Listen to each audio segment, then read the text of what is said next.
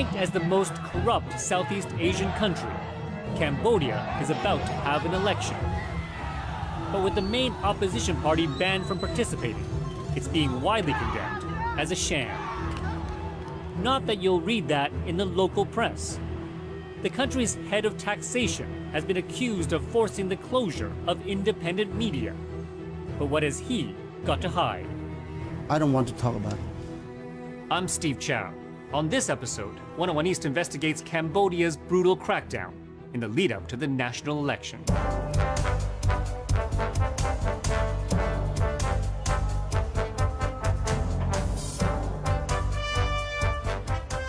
It's Monday morning in the Cambodian People's Party headquarters in the capital Phnom Penh.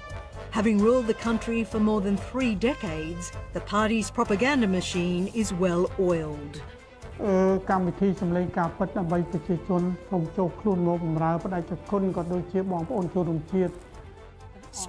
Sokazan is presenting his program, True Voices for People, live on Facebook and on 17 government-owned radio stations across the country.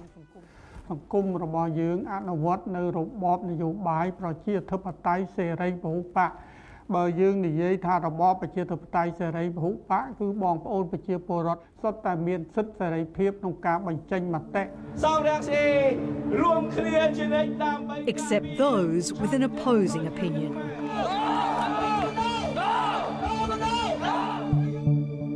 In the past 5 years, as support for the main opposition party surged, the world's longest-serving Prime Minister Hun Sen launched a brutal campaign against it.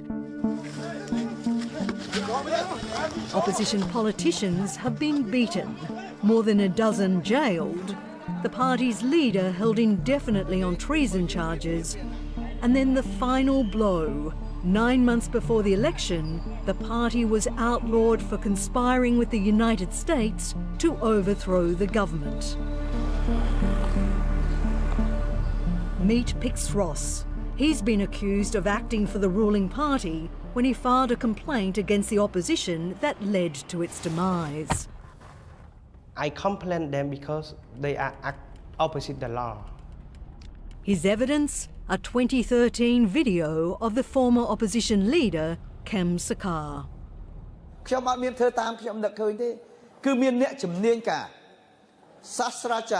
Professorនៅសាកលវិទ្យាល័យនៅទីក្រុង Washington DC នៅទីក្រុង Montreal ប្រទេសកាណាដាដែលអាមេរិកគេជួលមកដើម្បីធ្វើការផ្ដល់មតិឲ្យខ្ញុំរបៀបជាយុទ្ធសាស្ត្រក្នុងការផ្លាស់ប្ដូរមេដឹកនាំ That is show him under USA government.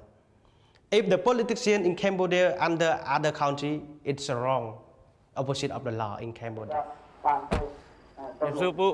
Pix Ross is now leading the campaign for his own Cambodian Youth Party, one of the 20 mostly new parties contesting the July 29 election. But once again, he finds himself fending off accusations he and his party are puppets of Hun Sen.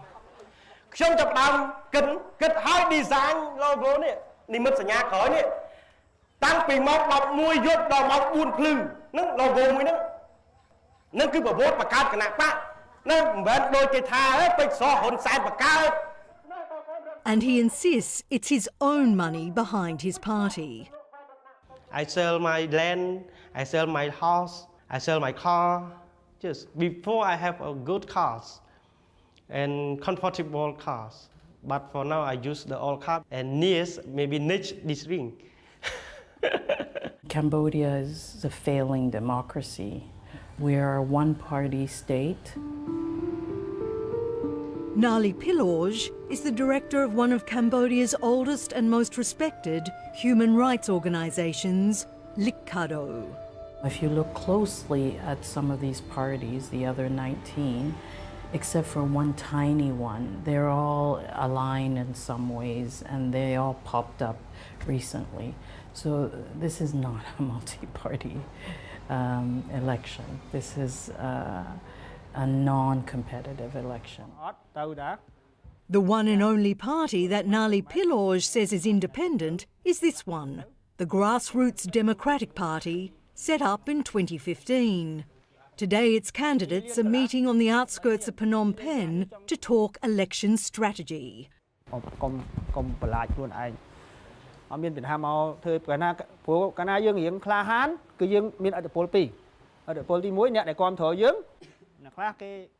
Sangkoma is a party founder and its prime ministerial candidate. The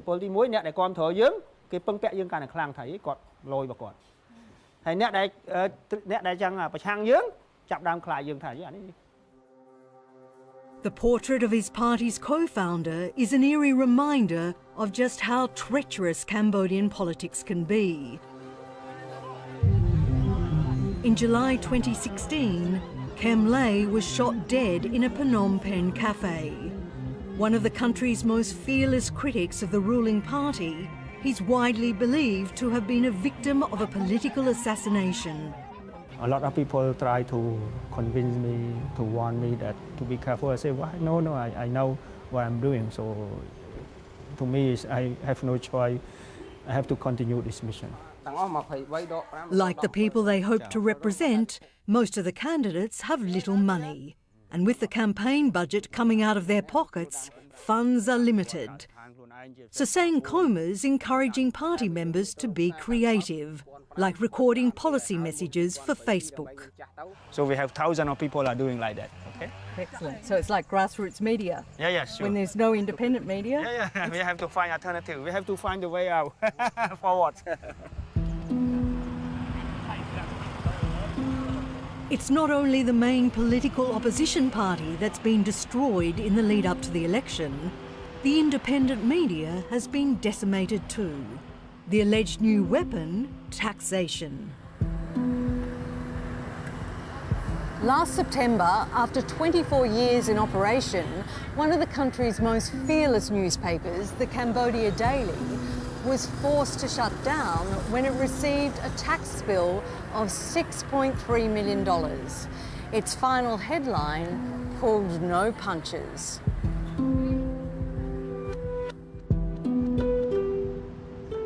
The Cambodia Daily's former manager, Douglas Steele, and owner-publisher, Deborah Krisha Steele, are currently living in Tokyo.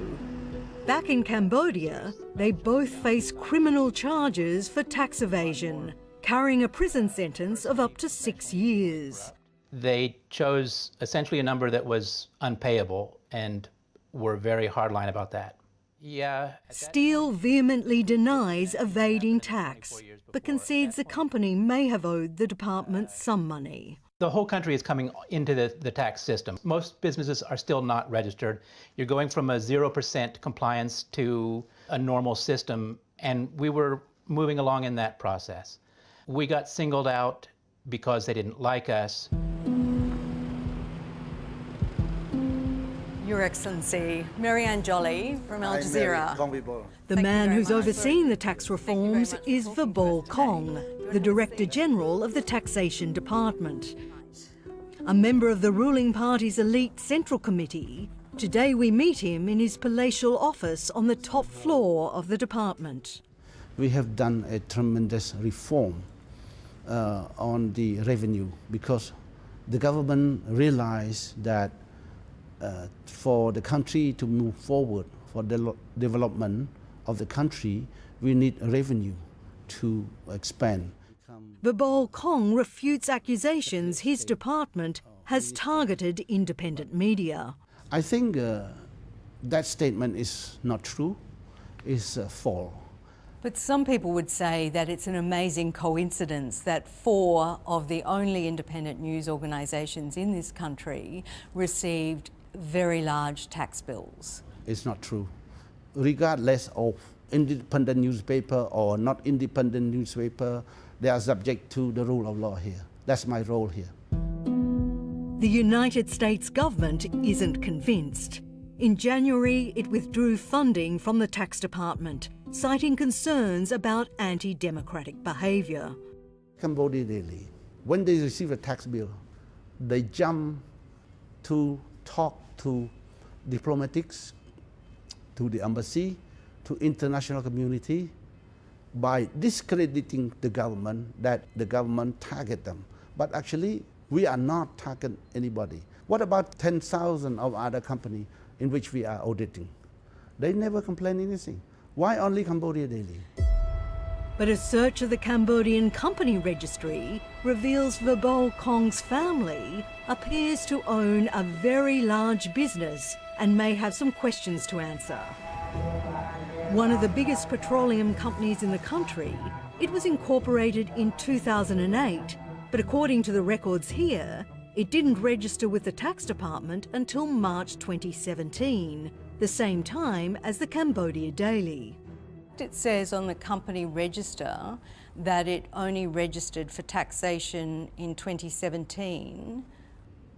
I don't know what you're talking about. I'm just trying to understand whether perhaps your own family company has been audited to determine tax owed prior to when it registered with the department in 2017. No, it's not true. It has been registered a long time ago. So that date on the official Cambodia company registry is wrong? Wrong. Okay. Maybe they put in the system wrong.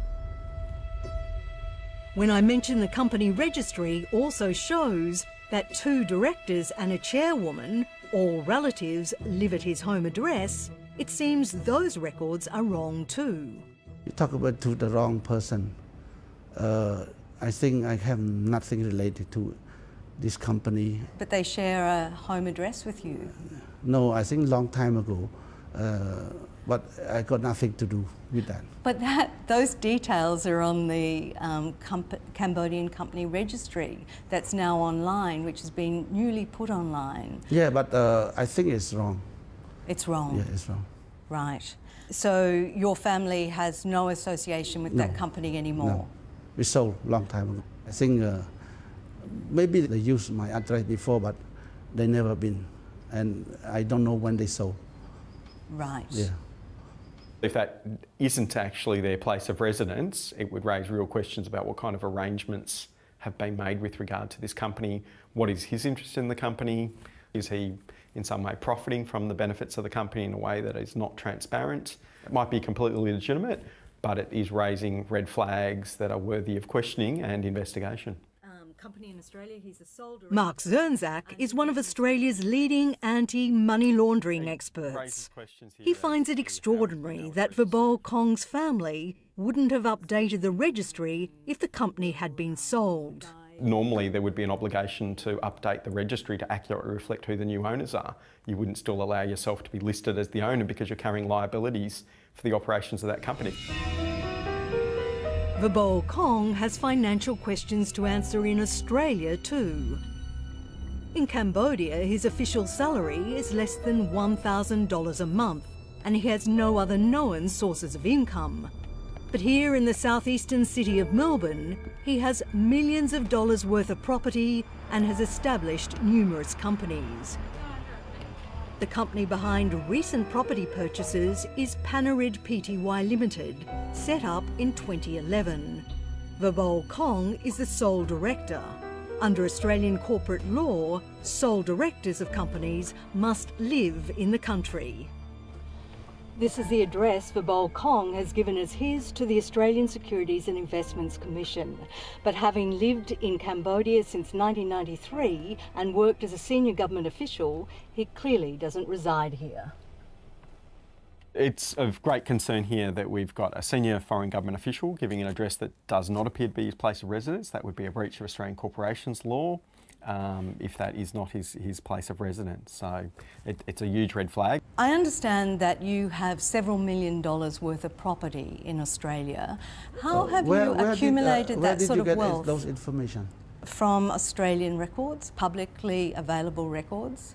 I understand that you have a company called Panarid Pty Limited. It appears you have broken corporate law in Australia by registering a business and giving an Australian address when you actually live in Cambodia and are the head of the tax department here. I think that business since before I start working in Cambodia, long time ago, But No, it was actually registered not that long ago. I've got the company extract No, here. but I transfer to the other person already. Maybe the record is not updated. So you don't really know anything about that company, Panarid Pty Limited? Yes. It closed down a long time ago. Yeah, I got nothing to do with in Australia. Right. These companies are being... Mark Zernzak believes Australia's corporate database is accurate. He is the sole beneficiary of this company. He's the sole beneficial owner of this company. And for the company to keep going, someone's got to be paying an annual registration fee to keep it registered here in Australia. So it stretches belief to think that he doesn't know this company exists. Vibol Kong's Australian business associates raise even more red flags. From 2006, he set up 2 investment companies and several trusts with an Australian-Cambodian couple who was soon after convicted of defrauding the Australian Tax Department of more than $1.8 million and suspected of laundering and hiding nearly $15 million. Vibol Kong denies knowing about the conviction or being in business with them. But you had businesses with him from around about 2006, and he was convicted, and it made the newspapers in Australia at the beginning of 2007. I was not aware of any conviction. I told the guy, don't involve anything with me at all, because don't use my name, and I never get any interest out of that. So I think your information is wrong. So not no, involved no. in any businesses Yes. with him, Yes. even though Australian records show you Yes, were? I'm not involved. So they're false? Yes. As is the Cambodia company registry. Yes. It's false about your family's company? Exactly. But 2013 Australian court documents reveal otherwise.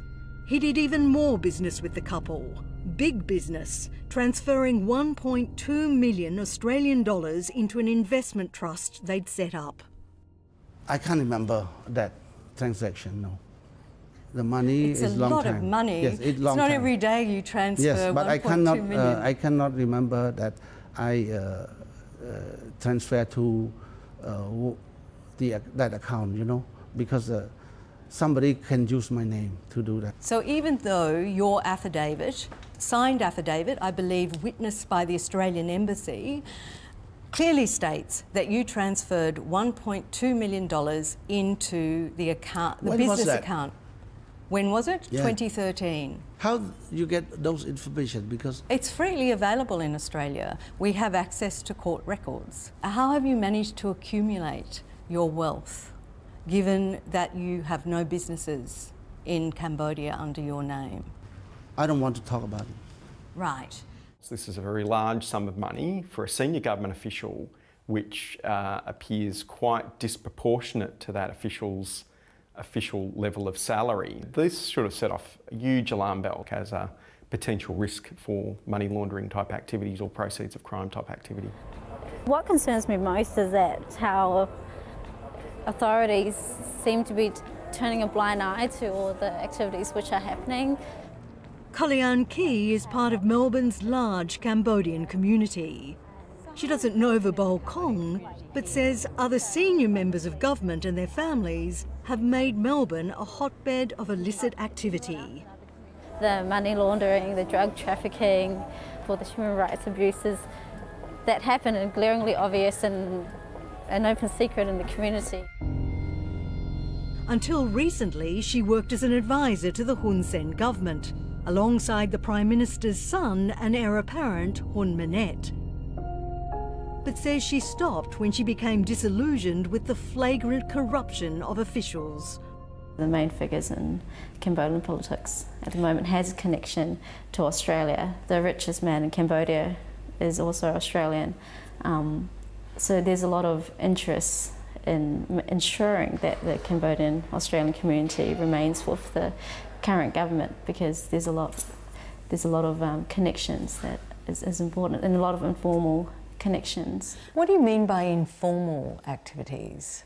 Informal being as in it's illegal, kind of black market community. Kalyan says the smuggling of luxury goods and cash, as well as drugs, is rife among the ruling party elite, and that government and military officials regularly transfer large sums of money to family or associates in Australia with few questions asked. Maybe to buy a house or a car, and the bank would just call up and say, where'd you get that money from? And then if you just answer, it's family money, they don't follow it up. And in Australia, there are some very well-connected family members.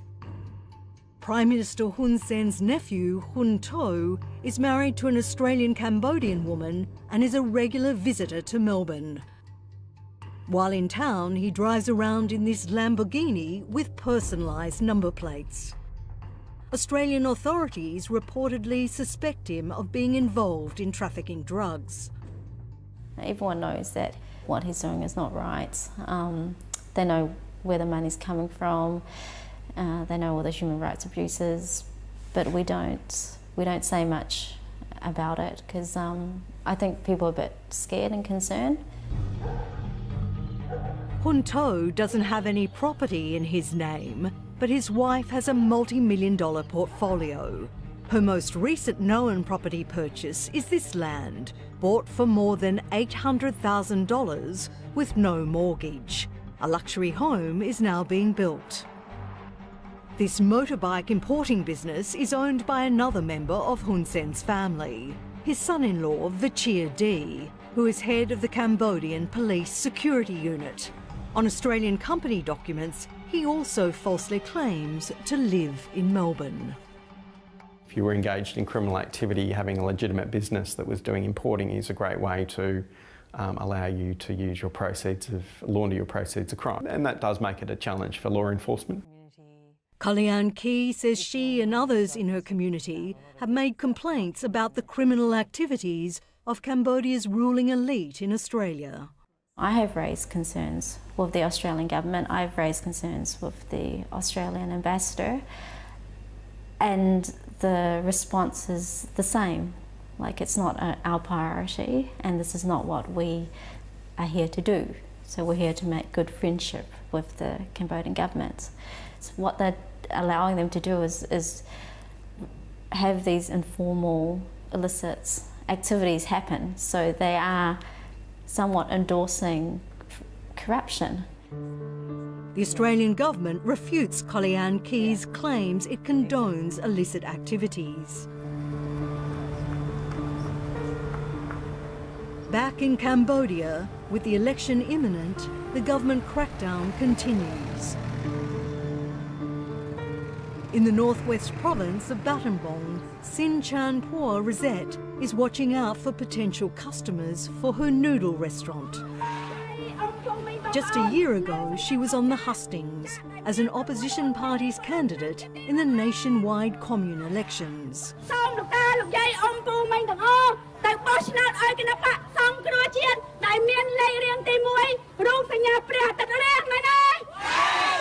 Triumphant at the polls, she defeated the ruling party's commune chief, who'd been in the position for 15 years.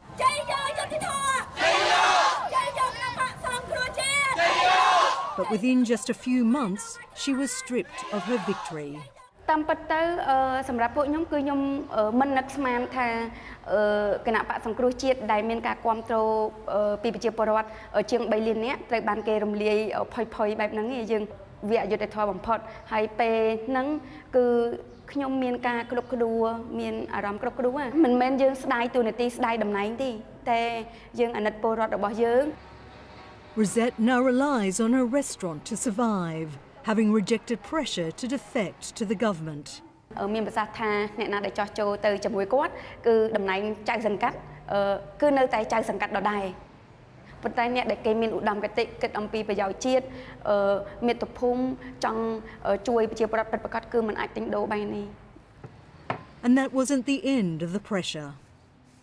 ហើយរហូតដល់ នៅពេលដែលចោតខ្ញុំក្នុងរយៈពេលថ្មីដែលគេចោតគឺគេអំពាវនាវឲ្យអាជ្ញាធរសមត្ថកិច្ចមកឃ្លាំមើលខ្ញុំឃើញសមត្ថកិច្ចខ្លះស្ពាយកាភ្លើងជិះកាត់មុខហាងនាងខ្ញុំជារូបភាពបំផិតបំភ័យដល់បងប្អូនដែលគាត់ចង់មកទទួលទានលែងហ៊ានចូលស្ងាត់ឲ្យជ្រាប But Rosette refuses to be scared or silenced.